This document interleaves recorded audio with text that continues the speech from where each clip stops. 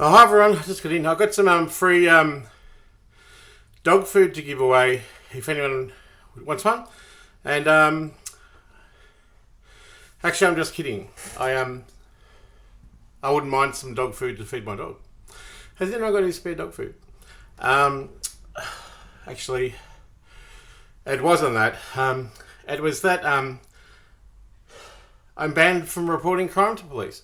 Can anyone help me make a statement down at the police station? That's because I've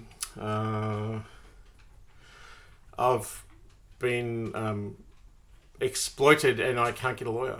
And so because I can't get a lawyer and I can't go to the police and I can't be a whistleblower with ASIC or APRA or the Commonwealth Ombudsman, that means I'm in a pretty vulnerable position. And it means that I've got no human dignity, no worth, and I'm persecuted. And it means that I'm systemically oppressed. And further to that, this oppression's been going for a really long time, and it came to a head in February 2021. And the oppression from powerful political figures, I'd had enough and I suicided. That's the sad part of the story. And in Werribee Mercy Hospital in February 2021. And I was found unresponsive, with no pulse,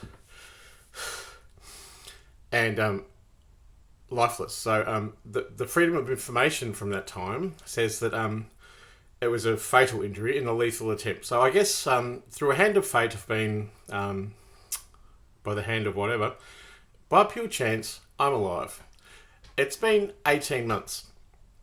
Now, I'm a doctor and a registered therapeutic support for the NDIS, and I've been a public speaker, I'm an art teacher and an artist. I've also written books and illustrated and fundraised for the Royal Children's Hospital. But apart from all those good things that I did,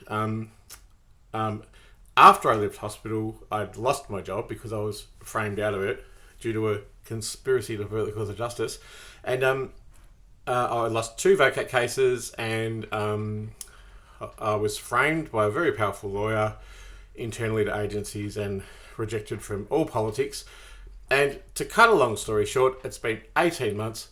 I've lived in abject poverty. First they put me on job seeker, and that was a real kick in the guts from the government because I'd been on the DSP disability pension before, and I was already ill from work when I became a vagrant by intelligent design, and I was hospitalised. That's when the suicide occurred. And then, so when I was released, I was put on job seeker, finally got on to the DSP, and that has been $1,200 or so a month. That's with rent assistance, everything included, and my rent is $1,646 a month. So as you can see, from February 2021, nothing's changed. My family's forsaken me. My crisis is too difficult for most people to understand, and whether I'm mad or not, well, it's a little bit of column A and a little bit of column B. I've been oppressed and rejected universally from the world, and I want to make it good. I've lost millions and millions of dollars in detriment. People have killed themselves for less, and I have. And I just was reaching out to see if someone out there goes, gee, it's shit what happened to Rich.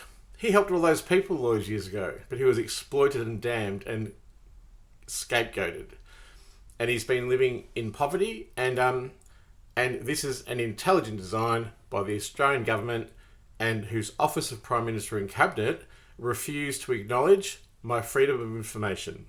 Now, as a nationally formally human rights awarded Sayings Book of the Year public speaker, I've spoken from Montreal to Dubbo to opening keynote speeches and conferences and presentations, and an exhibiting artist of 30 years. So apart from that, my former partner who was a very toxic and powerful person, was an employee of ASIO, the Secret Service. So nowadays, when I try to get a just, equal, legal and equitable settlement from him, strings are pulled and I end up in the psychiatric ward. I've lost $1 million at the Australian Human Rights Commission. I've lost $2 million at APRA. I'm banned. I can get no traction with the world anywhere, anytime. I failed my own child sexual abuse case. The magistrate said I was doomed. Perhaps I am. All I want to do is to acknowledge the detriment that's happened to me, to give back to the community, as I always have for my 25-year career in advocacy, in which films were made about me, and I was interviewed for all the radio and TV stations and all that kind of stuff. So I'm in a difficult position. I've just come back from the Mental Health Act has ruled that I must take a depot medication. Now, that's usually not problematic, but it is for a psychosis, and a psychosis is the inability really to tell the difference between reality and fantasy. I keep going on about this injustice, and they've categorised me with delusions, a psychosis, and they're medically treating me for these delusions, which are absolutely and unequivocally true and correct. Now, the Office of Prime Minister and Cabinet is the jewel in the crown of the oppression, which has is really a movement to elongate my suffering, so that I suffer detriment and life becomes so unimaginably desolate and lonely and bereft of food and a place to stay and any human rights and dignity whatsoever, that I would predictably kill myself. Now, it's been 18 months of pure just fighting for my rights, and I'm no closer. I know what's right. I know what's true.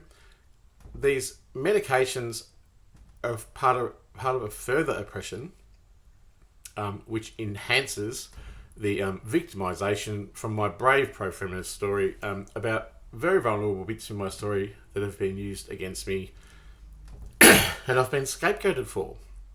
So, just quickly, I do need dog food. There's my dog, Crystal. Crystal. Can you say, I love you? Crystal, I love you. I love you. I love you. I love people. I just feel that like the world's let me down. I want to give back, and I'm trying to do this via expressing my story and acknowledging the detriment and the injustice. Something cosmic's happening. I just want to change framed by my life and the human monkey that is me. I can only do so much. Money has never been my currency, but I'm owed a lot of it.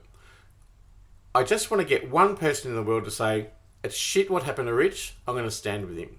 And if that person's listening, please contact me, because an allegorical resurrection and forsaking of a light being is occurring. It's not going to end very well. I just want to finish off by saying I do need dog food. I like people, but systemically and politically and as a scapegoat, I've been oppressed, denied justice, denied equal access, justice to the law. I'm being tortured. Unethical practices are happening to me, and I'm very famous. I used to be a little bit famous. Now I'm infamous. Political scapegoat. I've got a website. I can't believe it's like catfishing. I believe they're going to kill me, or they want to. To rob someone of their money is bad enough. To rob someone and exploit them for any vulnerabilities they have expressed is really evil. And to further isolate and objectify identify, victimize, and vilify someone is a crude-based thing to do with a person, me, who is multidimensional and wants the best for everyone. And I just want to say, I think computer's gone funny, that if you're out there and you want to give me a hand, please contact me. It's Rich Mclean, and I live in Footscray. I need food, I need human rights, I need justice. I do like people.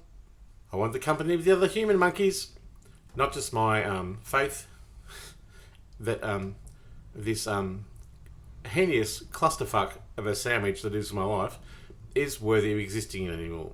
So, please, can someone intervene? I'm running out of faith. Okay, it's Rich McLean, signing off, and Crystal the dog.